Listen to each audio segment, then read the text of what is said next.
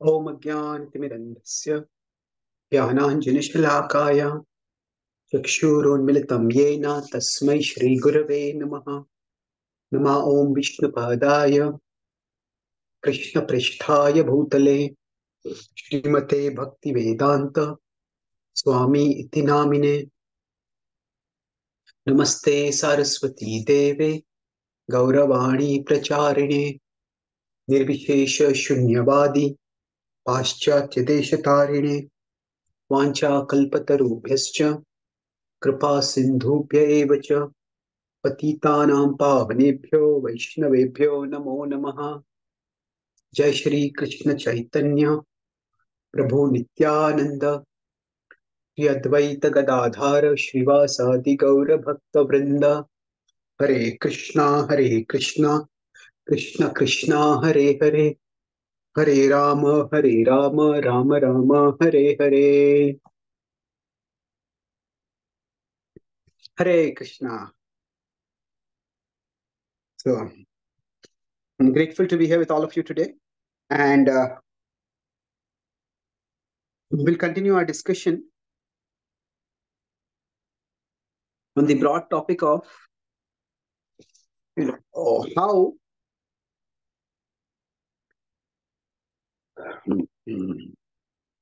how to respond to wrongdoing, to when people do wrongs actions towards us, how do we respond to them? So yesterday I talked about three main points. First, I talked about the concept, how the same event, particular event, can be placed in multiple causal frames. That something can be attributed to some immediate cause, some bigger causes like that. Then we talked about the context. Intelligence means to place things in proper perspective. Now, proper perspective means the perspective that enables us to practice dharma. And then the contemplation that we do, especially when we're on the devotional path, is that buddhi yoga. We want not just intelligence, but the intelligence to establish a connection with Krishna. So in a particular situation, how can I serve Krishna? So we are discussing this based on the Ramayana, how Lord Ram treated Kaikai differently and Ravan differently because the context was different. With respect to Kaikai, he said that it's a past life, it's destiny that she is acted like this. With Ravan, considered Ravan responsible and punished him for that. So now let's move on. Today I'll talk about Krishna consciousness. So Krishna conscious vision of everything. What does it mean to see a spiritual vision everywhere? That means see Krishna as the cause of everything.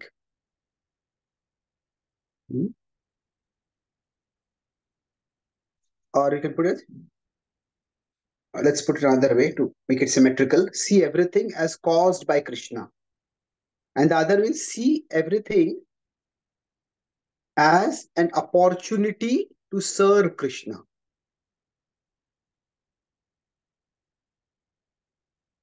So see everything as an opportunity to serve Krishna. So Krishna consciousness does not necessarily mean this all the time. But this definitely is true. Let me explain the examples. Like yesterday, I had given an example. When the Rath cart collapsed in London, Prabhupada said it is not due to poor engineering. It is not due to because you are poor devotion. It is due to poor engineering. So it is not that Krishna caused the Rath to fall. So what exactly is going on over here? What are we trying to say? And why does this matter? So See, when bad things happen, when people hurt us, what does it mean? So if we consider Sita was abducted, now we say not a blade of grass moves without the will of the Lord. That is true. So if Sita is abducted, is that also the Lord's will? If it is the Lord's will, then why does the Lord make so much endeavor to try to correct what has happened? So here it's important to understand what does the word will mean. The word will can have many meanings, ranging from intention to permission. Upadrashta Anumanta cha Bharta Bhokta Maheshwara. Krishna, in the 13th chapter of the Bhagavad Gita, clearly mentions that he is the permitter, Anumanta cha. He doesn't say that he is the cause of everything. That now that it is Sarva Karana Karanam, we can say that Krishna is the cause of all causes. That is true, Sarva Karana Karanam. But that does not mean he is the cause of all effects. What is the meaning of this? That, see, when Sita is abducted, ultimately every power comes from the Lord. As Prahlad says to Hiranyakashipu, when Hiranyakashipu asks, what is the source of your power? How dare you challenge me? How dare you oppose me? Where are you getting this power from? So at that time, what does the Lord Prahlad reply? That Vishnu is the source of the strength of everyone. He is the source of the strength of you, of my strength, of your strength, even the sense of strength of Brahma, who is the source of your strength. So that means Ravan, his strength to abduct Sita also comes ultimately from Ram. And in that sense, if Lord Ram does not give him the power, he cannot do anything. At the same time, so when we say will as permission, if the Lord does not allow something to happen, it cannot happen. So if Lord Ram had not had not allowed Sita to be abducted, she would not have been abducted. So here, there is the spiritual world, there is the material world.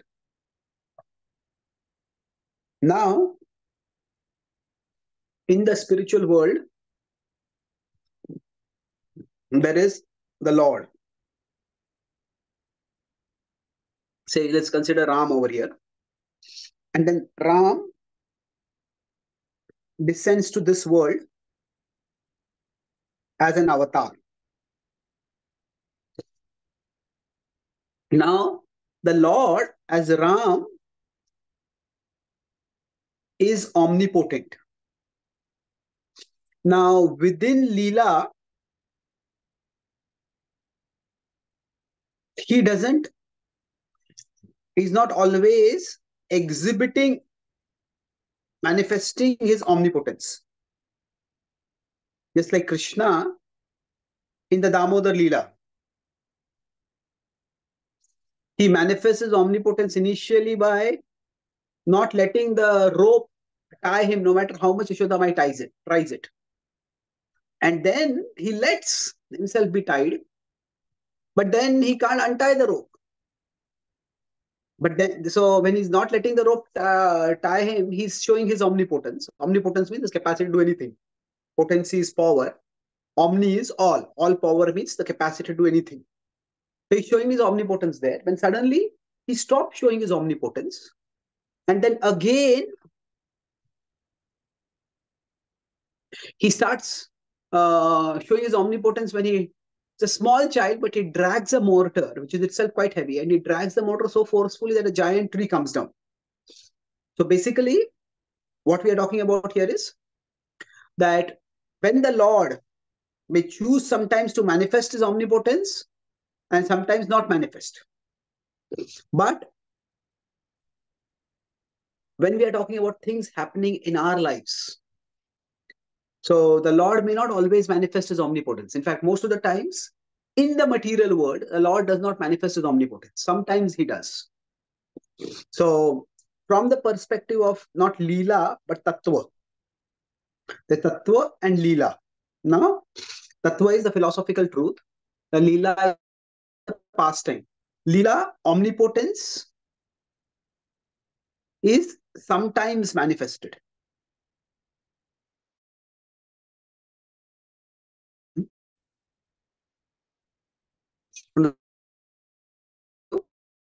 Omnipotence always possessed by the Lord. It is not that the Lord is ever non-omnipotent. He is always omnipotent. He always has all power. Okay. So he always has all power, but he sometimes manifests it, sometimes doesn't manifest it. Now, this may seem a little confusing, but I'll try to make it simple soon. The point is that when the Lord, when Krishna or Ram, whoever want to say that, Krishna, when something happens in this world, it is not that he is causing it all the time. So, say here is little Prahlad, and here is the monster Hiranyakashipu. Now, at one level, we could say the Lord Vishnu exists above everyone in the spiritual domain. But another level, we can also say that Vishnu is the source of the power of everyone. So Hiranyakashipu's power comes from Prahlad, from Vishnu. Now, when Hiranyakashipu decides to attack Prahlad, so at that time, Hiranyakashipu cannot attack Prahlad if he does not have power. If Lord Vishnu wants, it can take away all his power immediately. But when Hiranyakashipu is attacking, it is not that Vishnu is attacking Prahlad through Hiranyakashipu. No, rather, Vishnu appears there as Narasimha in a far bigger form, and he attacks Hiranyakashipu and he punishes him. So the point I'm making here is that the Lord is the ultimate cause of all causes. If you go back over here, cause of all causes, not the cause of all effects. So here, what do I mean by this? The cause is Hiranyakashipu's strength by which he's attacking him. So Hiranyakashipu's strength, it comes from Krishna. But the effect is Hiranyakashipu's attack on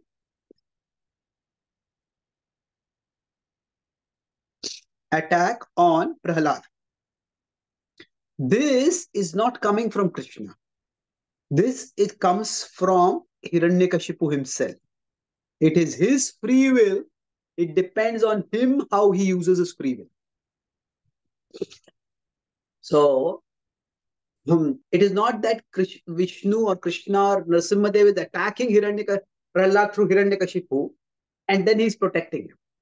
When Draupadi is being disrobed, it is not that Krishna is entering into Dushasan and is attacking Draupadi. Absolutely not. It is Dushasan who is misusing his free will.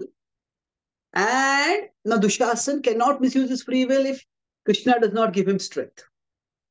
So in that sense, if we use the word cause, as the capacity to do something. Cause as capacity to act, and affection as the action, its effect as the action itself. Then the capacity to act always comes from Krishna, but the action itself may not come from Krishna.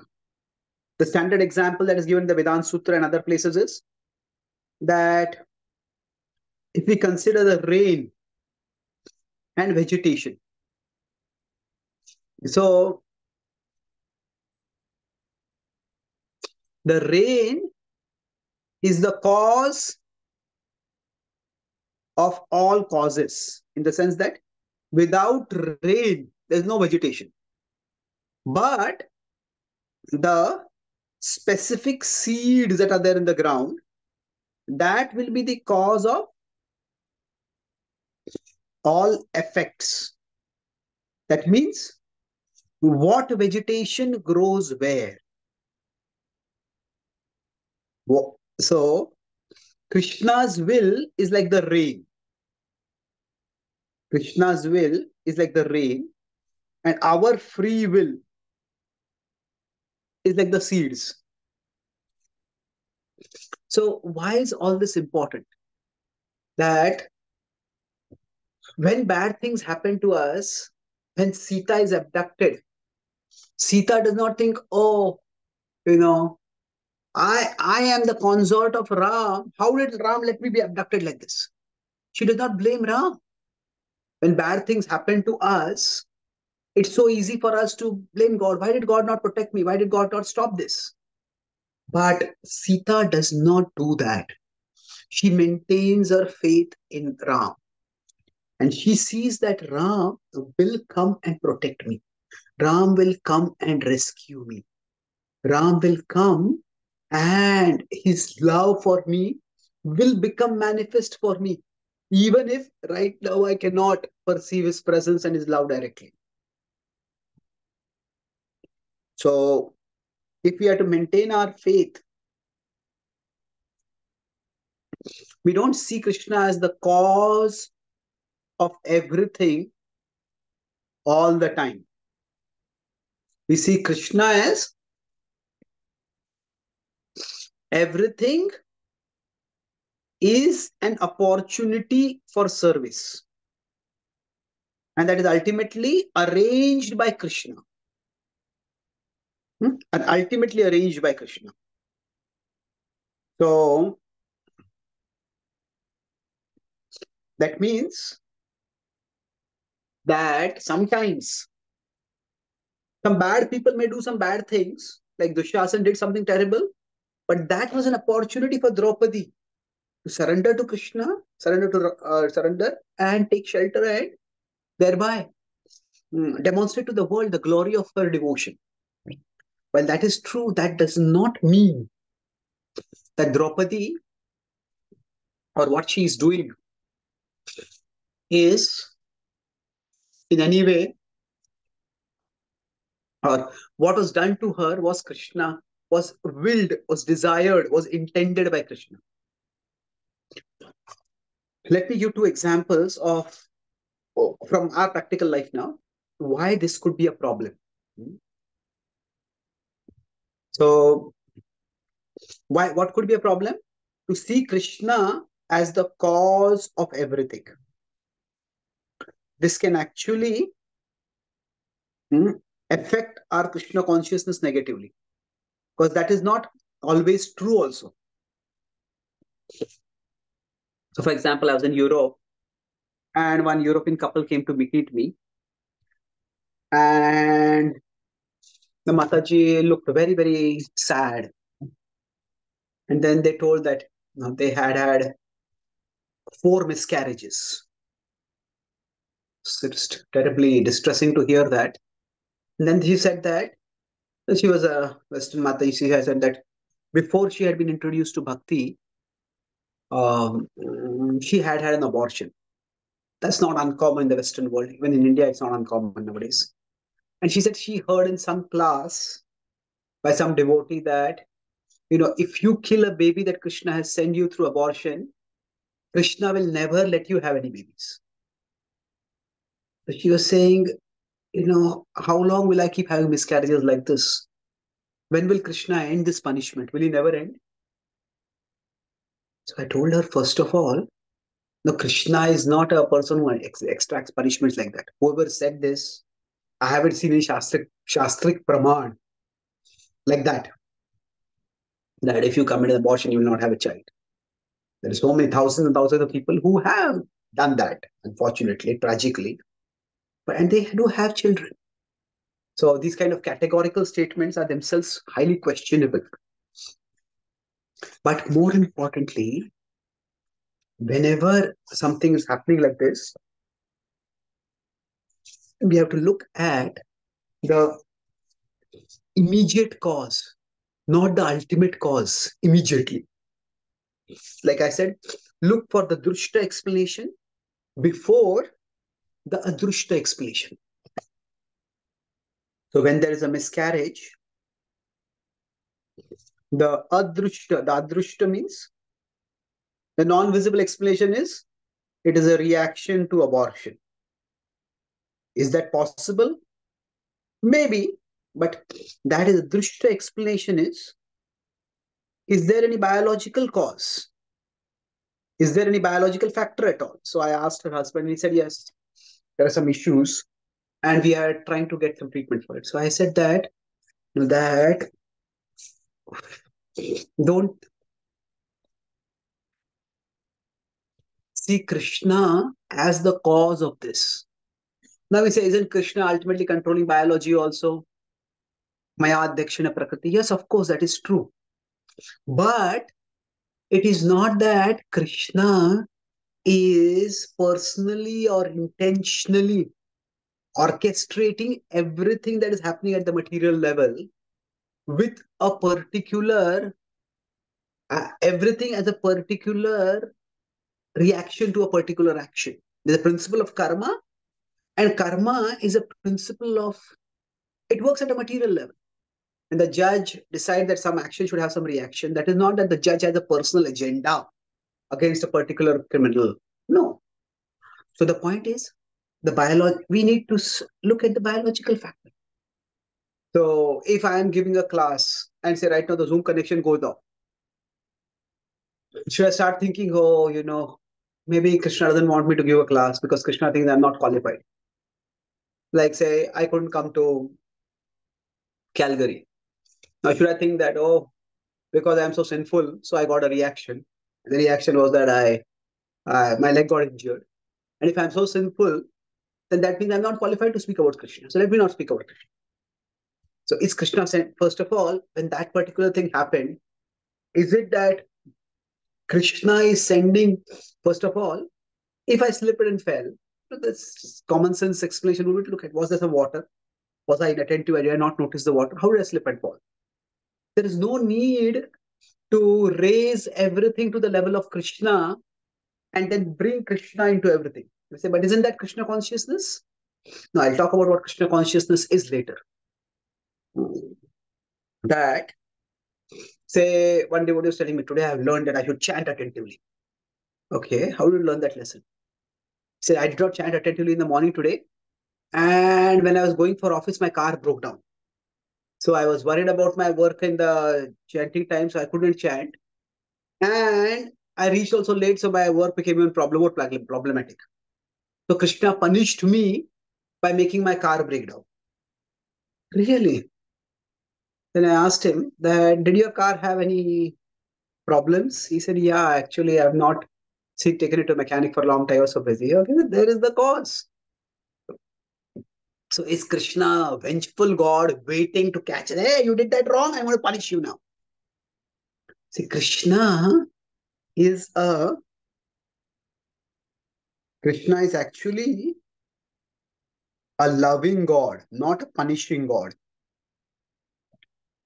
Mhm. Krishna is always watching, but he's watching not to catch us whenever we go wrong. Whenever we do wrong, hey, you did this wrong, now I'm going to punish you. That is not the mood of Krishna. Krishna's mood is to catch us whenever we fall. This is like a mother and a small child. If the child is learning to walk, the mother is very carefully watching how my child is taking some steps. And the child slips and falls, the mother will run forward and catch. So the mother is watching the child, but the mother doesn't get a joy. Hey, you did that wrong. Now I'm going to punish you for this. That's not the mood of Krishna. It's a horrendous misconception of who Krishna is. So to the extent we keep this in mind, that Krishna is a loving God, and whenever something is going wrong, yes, there is, what can I learn? So what can I learn? Okay, that rather than, can I learn that I should chant well? Okay, that's a good lesson to learn. But also a lesson to learn is that if my car requires servicing, I cannot neglect the servicing. I have to do the servicing. So if I slip and fall, and that's because I have some water I didn't notice, then if I'm walking, I should notice where there's water. I should. So the point is that we cannot bring Krishna and hold Krishna responsible for the things that happen because of some intermediate causal factors that can make people very averse to Krishna at times. So other example, we have multiple examples just to illustrate the same point. There's one devotee. Oh, so how is all this related to the Ramayana? In the Ramayana, although Sita was with Ram, and somebody will say that God is supposed to protect everyone, God could not protect his own wife. So why should I even worship such a God? Did Sita think like that? Why did she not think like that? Because she understood that in the material world things happen in particular ways, and the Lord did come and rescue her eventually. So bad things happen to everyone, and the relationship between the bad thing that happens to us and God's supreme controllership, it's a mysterious relationship. It's not a very straightforward relationship, and that's why we can't arrive at simplistic conclusions. So another example to illustrate this point, that okay, let's take a example of how a wrong lesson could also be drawn from scripture. So within scripture itself, so Duryodhan in the Mahabharata, even Ravan himself thought like this. When Ravan was told that Ram is actually Vishnu, don't mess with him. Now Ravan's reasoning was, if he's Vishnu, how could I have abducted his wife? The fact that I succeeded in abducting his wife means that he cannot be Vishnu. Well, that is wrong reasoning. That is okay. Vishnu may give you some power for some time to do some things, but Vishnu also gives us the intelligence to evaluate whether what we are doing is right or wrong. So just because some result works out right in the short run does not mean that God wanted us to do that thing. That or other God is not involved and God is supporting us, something like that. It's a wrong conclusion to arrive at. So I was in Alachua. Alachua is a place in America where a lot of senior Prabhupada disciples are living.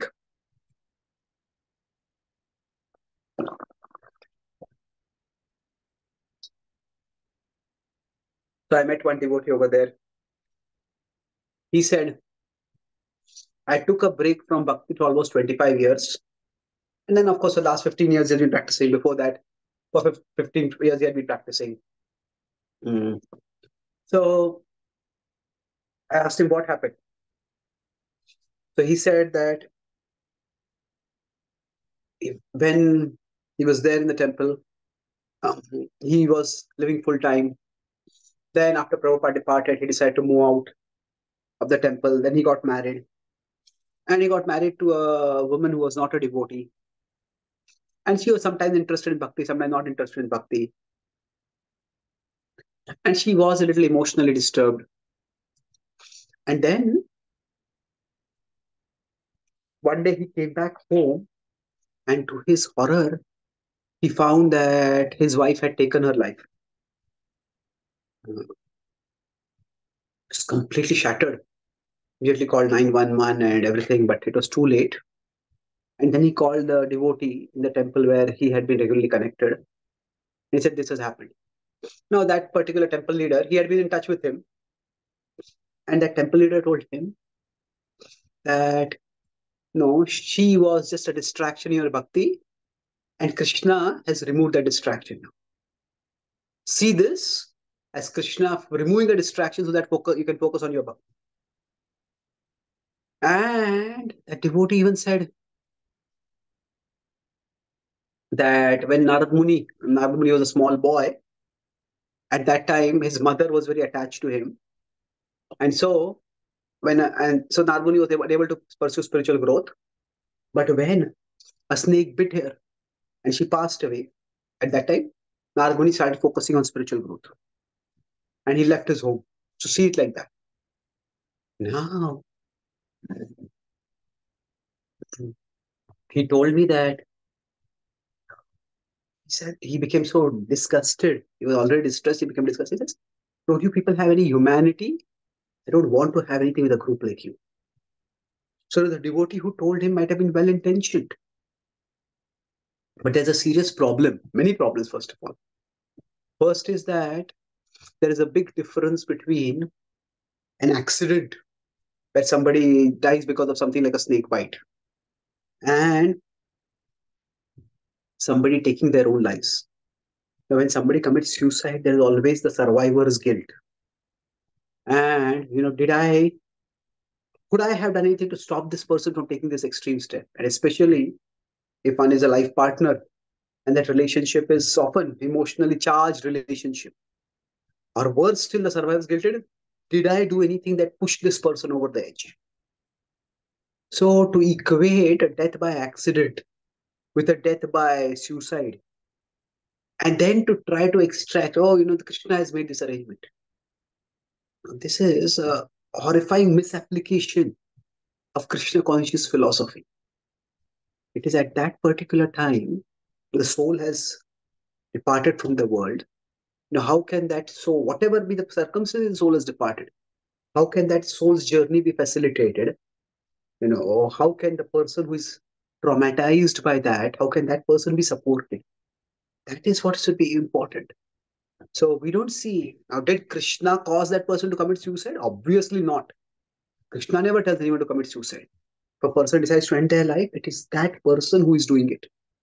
And rather than seeing that person either as a victim or a wrongdoer, we need to just see now this terrible action has happened. Well, what can we do about it now? So sometimes if we bring Krishna as the cause of every situation, that can be a big problem because we don't really know. If a person has committed suicide, has Krishna caused that? Well, we can say Krishna didn't cause it, Krishna allowed it. Okay, Krishna allowed it. That is true. But if that person did that decision, what was the cause of that decision? Isn't that also a relevant factor to be considered at a particular time? So the reason I'm making is that every situation, to be Krishna conscious in all situations, means that I'm going back to the first part that I made, that see Krishna as the cause, everything as caused by Krishna. That is a questionable assumption, questionable inference. It is everything as an opportunity to serve Krishna. That is true. But how exactly to serve Krishna? In that, a person has to use their intelligence. A person has to understand, what am I to do right now? What exactly is the situation? What exactly is the problem? And what can I do to solve the problem at this particular point? So if we start seeing everything as caused by Krishna, then either our own heart will go against Krishna or people's hearts will start going against Krishna. And we may well be philosophically also quite seriously wrong. But to conclude this point, when there is distress in this world, this is the last point I'll make, and then we have questions. So, distress and Krishna, distress, or you can say adversity and Krishna, what is the relationship between these two? So, there are three ways this kind of relationship can be there. One is Krishna is the cause, the other is Krishna is the cure, and third is Krishna is the comfort. So, Krishna as the cause is questionable. Krishna may or may not be the cause. Sometimes our own mistake may be the cause. Sometimes when devotees were driving very fast and they meet with an accident. Does Krishna cause that accident? No. That devotee caused that accident. So once one devotee was driving me and he said, he's going driving way, way too fast because we were late for a program. I said, Prabhu, please drive carefully. He said, no, Prabhu, we are driving for Krishna's service. Krishna will protect us. I said, yes, Krishna will protect us by giving us the intelligence to drive safely. If we drive above the speed limit, one of my friends says that when you drive above the speed limit, Krishna leaves the car. You know, that we can't say Krishna is the cause when something else could be the cause. So is Krishna the cure? Certainly. Krishna is the ultimate cure. Atyantika dukha nirvana. Whatever be the specific reason why we're in trouble, the more we go closer to Krishna, the ultimately we'll be freed from distress. When we are at Krishna, in the spiritual world, there will never be any distress. It Krishna the comfort, yes, he is the comfort also.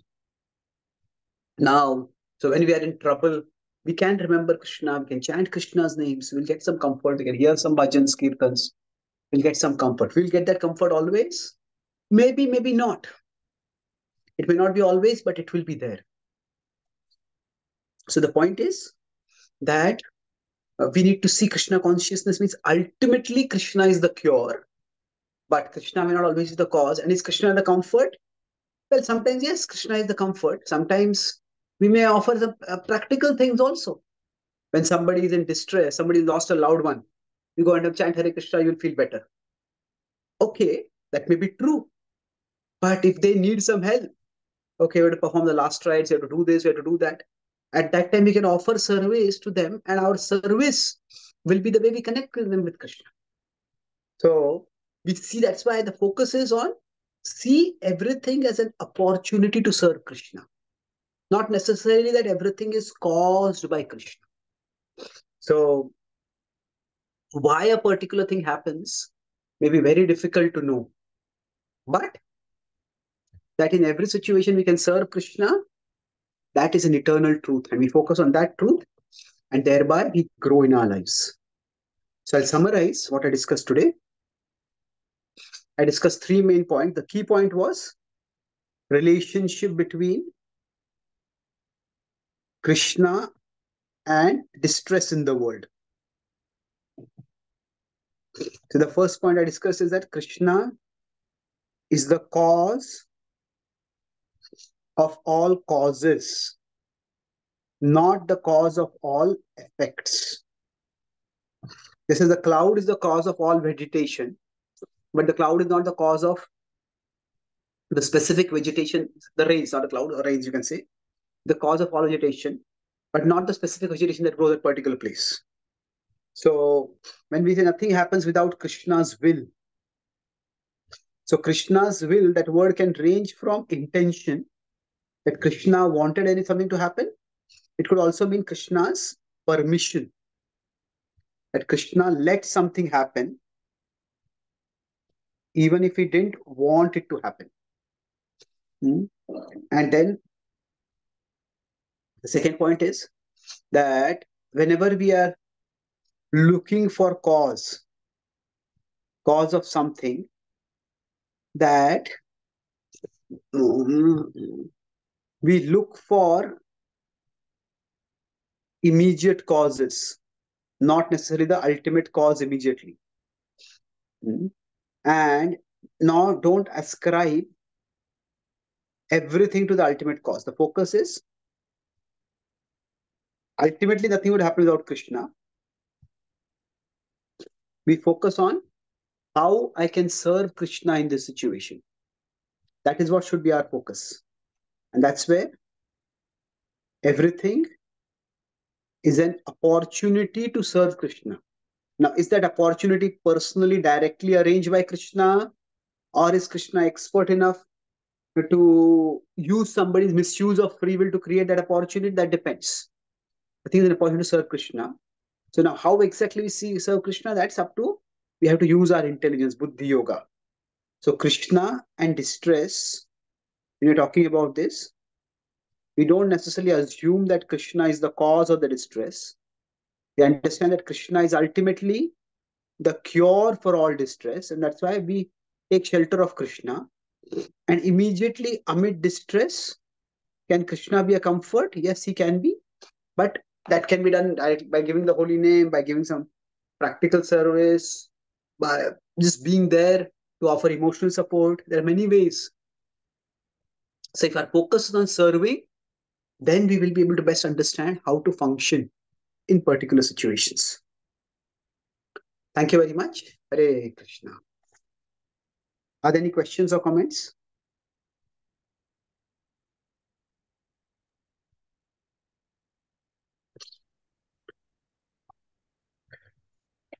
Hare Krishna, Prabhu. There is a question from a devotee. Thank you, Prabhuji, for a wonderful lecture. As practicing devotees, we obviously do not want to hold on to hurtful things or bad things that have happened to us. But if there is no apology, no accountability, or no responsibility that comes from the individual that hurt us, then how do we practice detachment and let it go? How do we find solace and understanding that Krishna is watching and surrender unto him that justice will be given? Is it not that Krishna has played out certain situations for that person to act out in such a way so we can learn something? Thank you. See, the important principle over here is, let me see, I think that this connection has gone off over here. So,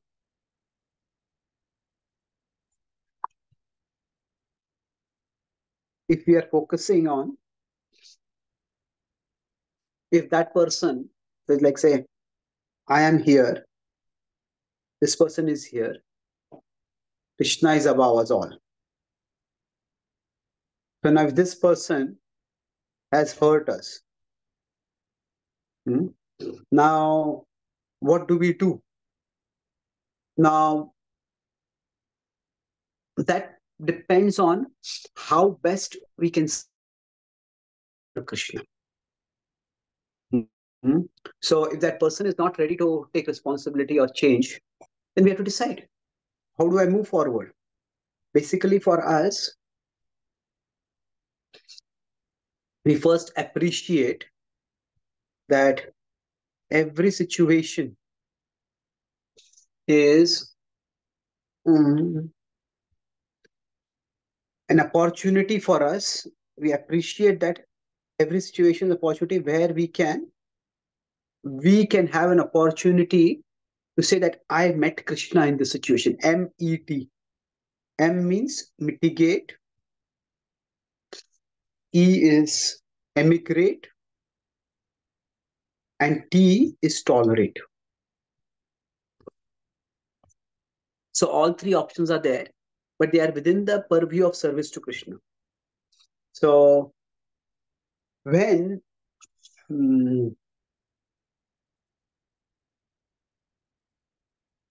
when Vibhishan was living in Lanka, he knew about Ravan's sinful activities. But he continued staying there and he tolerated that because he was doing his own dharmic activities over there. He was practicing bhakti. But at a particular time, when Ravan's actions went to such an extent where he had abducted Sita and the whole kingdom of Lanka was threatened because of that abduction, then Vibhishan tried to mitigate. When mitigation didn't work, then Vibhishan emigrated. He went to Lord Ram's side. So Vibhishan did all these three things. in relationship with Ravan. So initially he was, then just before the war, he tried to mitigate. And then finally, he emigrated. So the idea is that there are different ways in which we can serve Krishna. And each one of us has to find out which is the best way we can serve Krishna. Srila Prabhupada at different times did different things. When he had a temple in the League of Devotees in America, in Jhansi, and some of the people who were supporting him went against him. And what did he do? He just walked away from the temple. He said, enough is enough. I don't want to spend my time fighting this war. But then, was that all that he did? When he was staying in the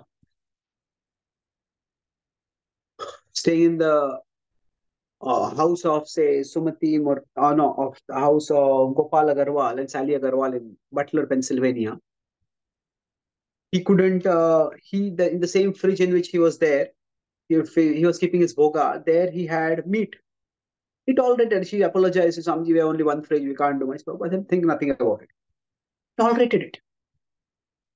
And then, but when the Juhu temple was to be built, at that time, we consider when the person tried to take the money and steal the land, Prabhupada said that he will have to, that Mr. Nair, he said he will have to go over my dead body before he can steal Krishna's money. So Prabhupada immigrated from Jhansi. He walked away from there. He tolerated in Butler, Pennsylvania. And he mitigated in Juhu, Mumbai. So a devotee's mood is every situation we see as an opportunity to serve Krishna.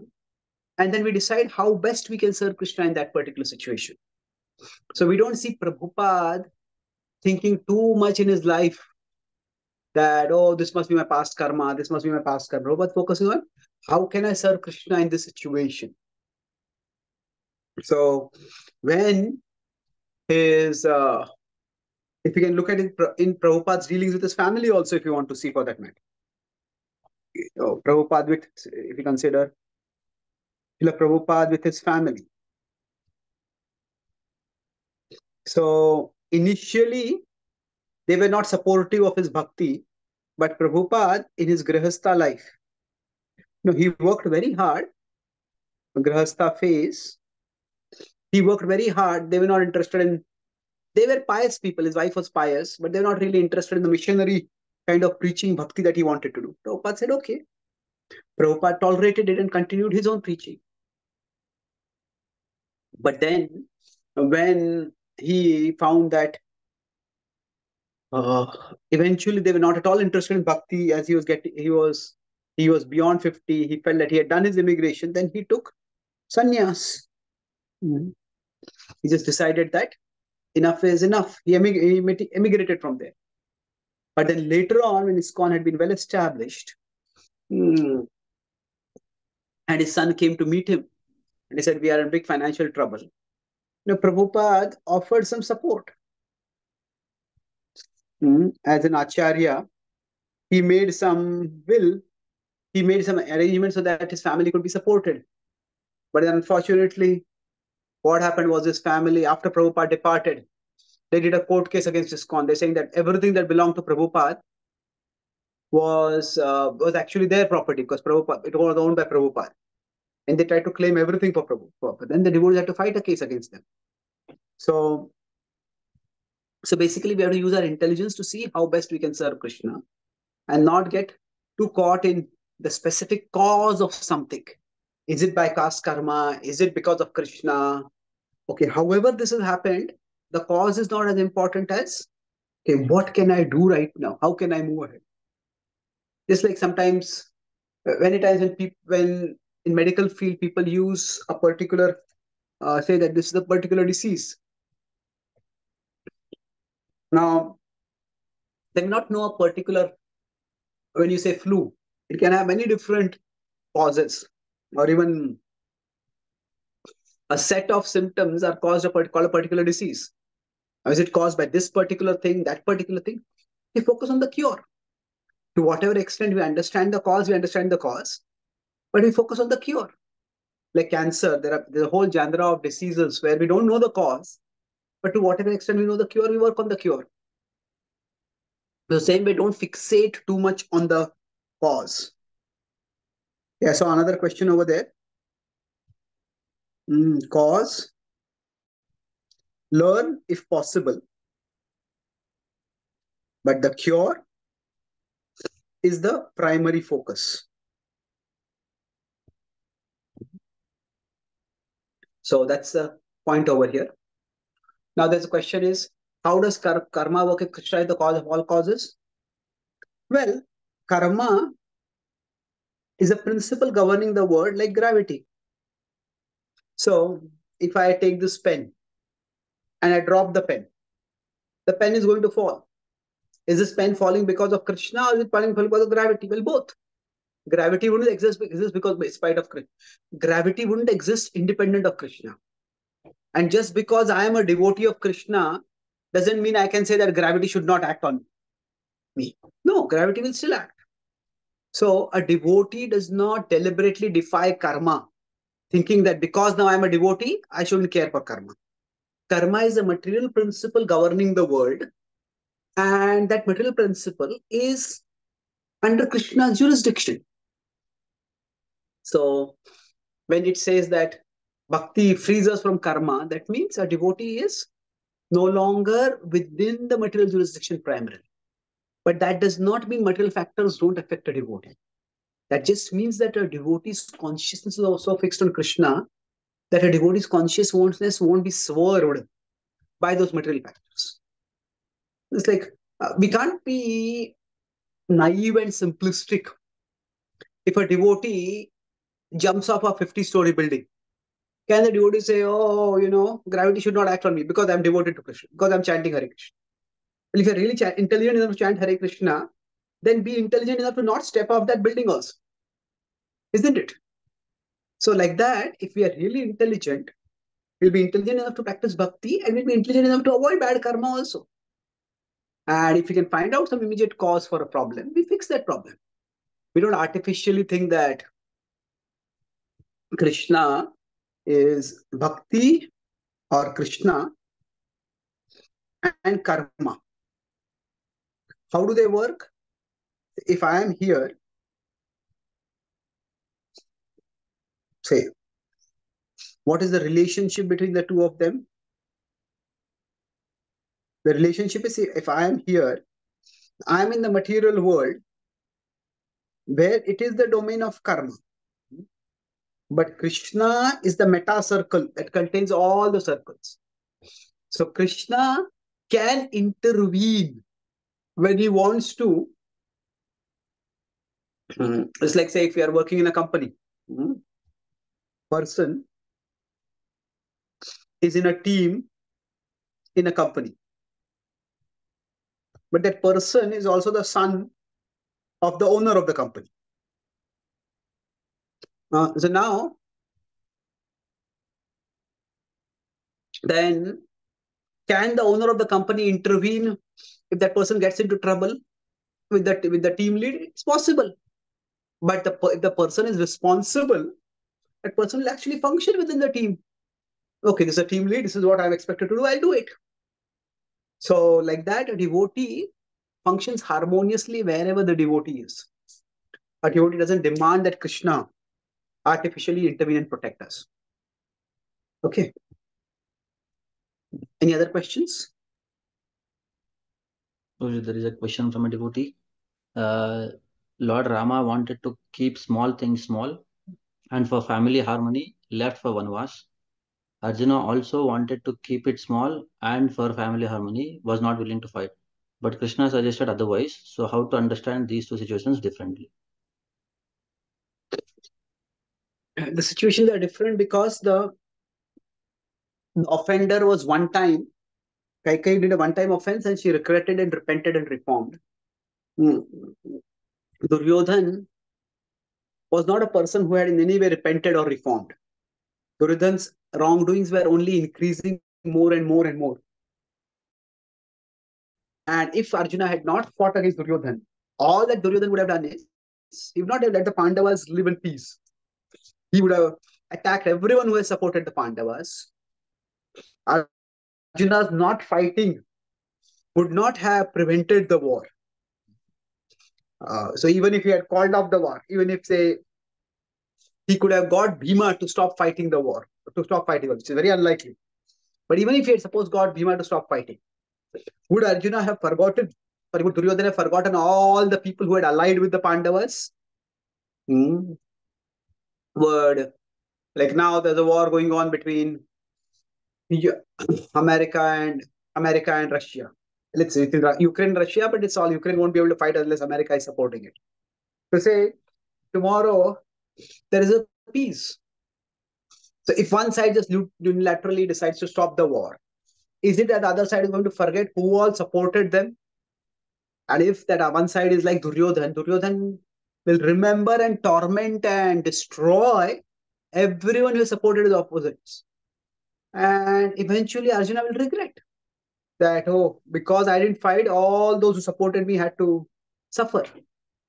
So basically, when somebody is a repeat wrongdoer, then that person has to, strong action has to be taken against them. Okay. Any other questions? Okay, Prabhuji. There are a couple of questions in the chat. Prabhuji, can I read out? Yeah, please. Yeah. When one faces rejection, either in career or from loved ones, they try to reason out. Friends, family try to look for reasons, but in this process, a self-doubt is implanted in that person's mind, thinking it is because of me, it happened to me. My question is, how do we know that what one has done to you is what we deserve?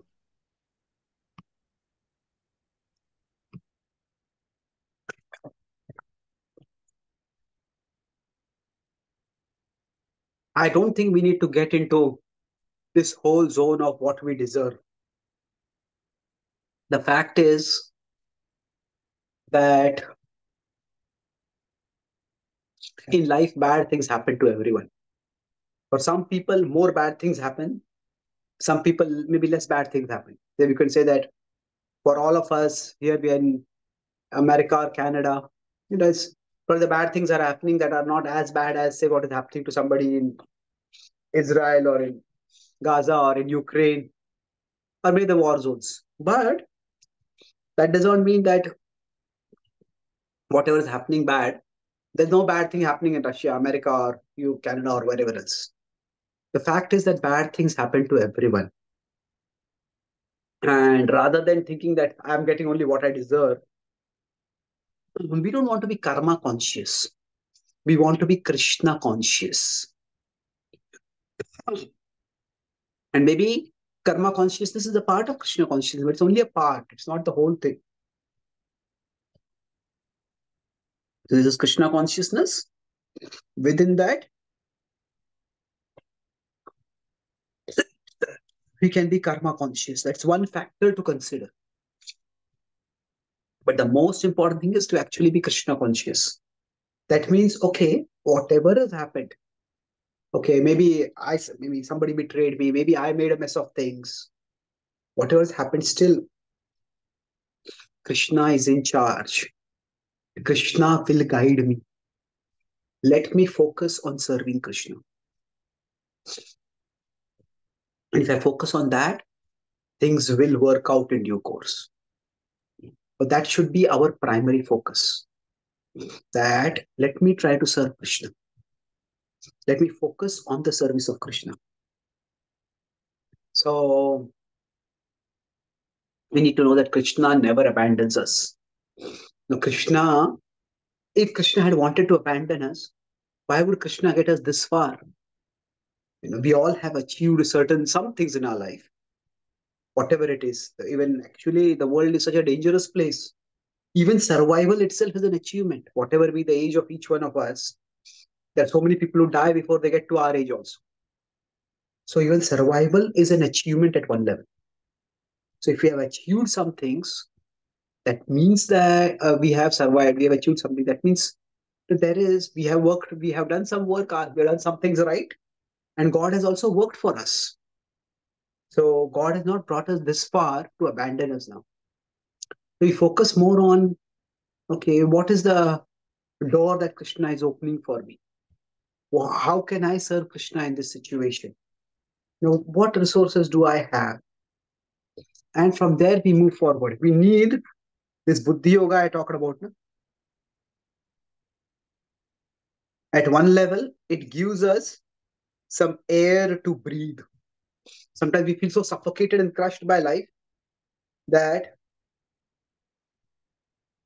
we just feel I can't even survive. So air is, we look at what abilities we have, we look at what interests we have, we look at what resources we have, and based on that we find some door that is open and we move forward from there. Okay, so Krishna has given us, Krishna will never abandon us. He will give us some ability, some interest, some resource with which we can move forward. Okay, any other questions? Prabhuji, and on karma, there's a follow-up question. If someone karma is so bad that he cannot have connections to Krishna to be good. Well, yeah, I saw that question. Well, somebody may not be able to connect with Krishna in particular ways, but that doesn't mean they can't connect with Krishna. Somebody maybe circumstantially say have a job where there's no temple available, no devotees available, but they can always connect digitally. They cannot go physically to a temple. They can attend classes online. They can connect with people through virtual means. Somebody may have to have a family situation where they may be financially very challenged position, or somebody may be so sick. So every situation can create certain limitation, but the limitation will be to for particular forms of bhakti. The limitation is not to bhakti itself. Okay. Thank you, Prabhuji. One last question.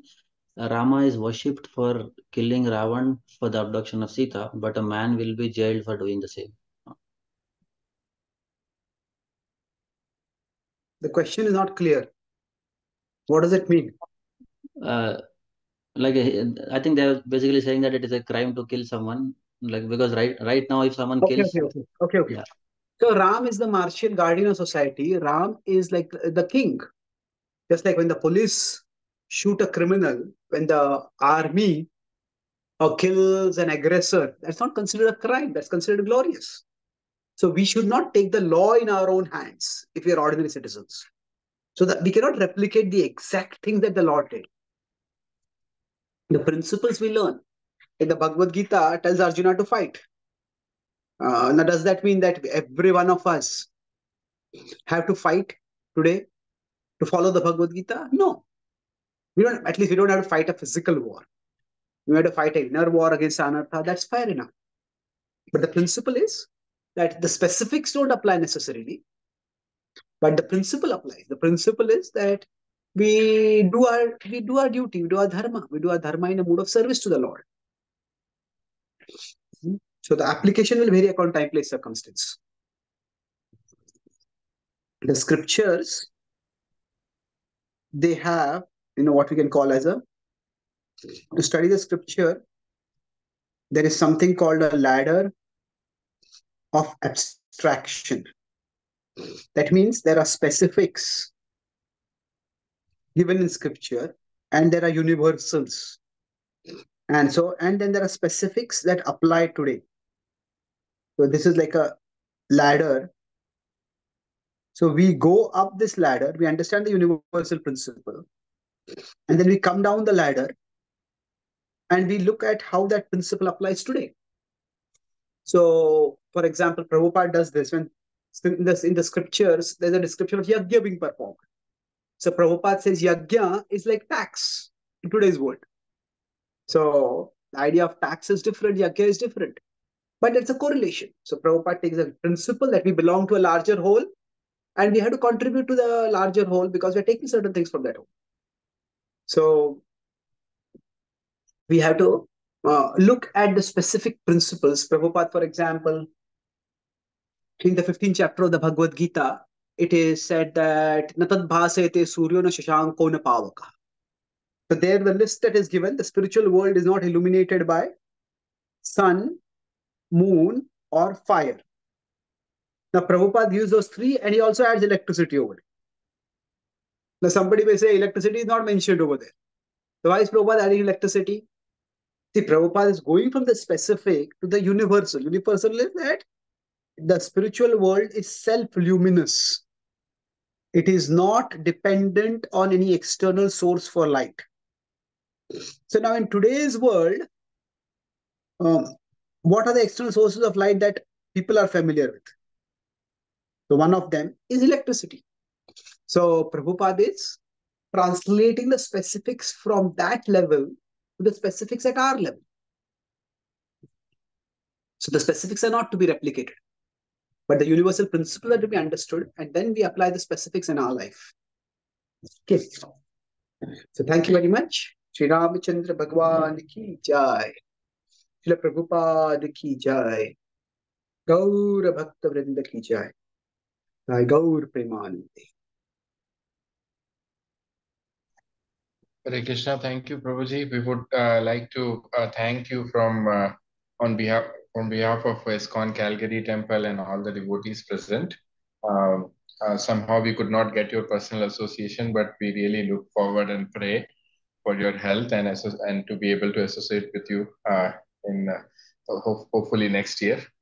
But we are very, very thankful that in spite of your health issues, you were able to give the class, stick to the schedule, and enlighten all of us on this wonderful knowledge of the teachings we can learn from Ramayana and how we can see the difficulties in our own life and deal with that. So thank you very much, and would like to chant Hare Krishna Mahamantra to express our gratitude. Hare Krishna, Krishna Krishna Krishna, Hare Krishna Hare, Hare Hare Hare Hare Ram, Ram Hare Hare Ram, Ram Ram Hare Ram Hare Hare. Thank you so much. Hare Krishna. It's grateful to be here with you physically, at least if not physically. I look forward to coming in the future. Hare Hare. 2 hours. The class took 2 hours.